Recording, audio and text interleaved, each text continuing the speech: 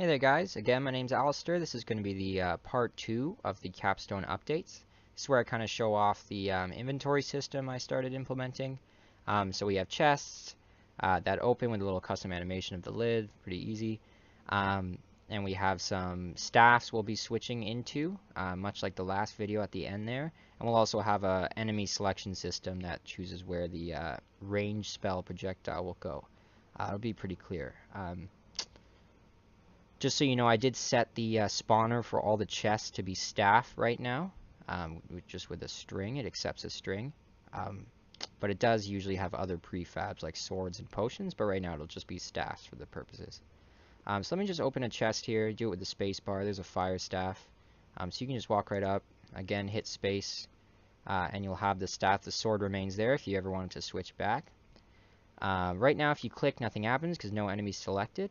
The way it works is that when you hit tab, the closest enemy will be selected, and then as you hit tab, it'll iterate through all the enemies in the room. It doesn't just work with 3, of course, it works with like any number of enemies, but just for these purposes. And it does update the shader on runtime, so right now I'm just using the legacy shader Illuminate, so it'll apply that shader and then unapply it when you iterate through. So right now if I were to use the spell, it goes to the selected enemy, and I can go to this one, goes to that selected enemy, go to that one, goes to that selected enemy. I can right click to deselect as well, and then when I click, nothing will happen. I do have a light staff here as well from the last video, so you can switch that as well. Please switch. Thank you very much. So you can switch that as well. Just to show it is the closest enemy, I'll go over here this time. It'll probably select the left, yep.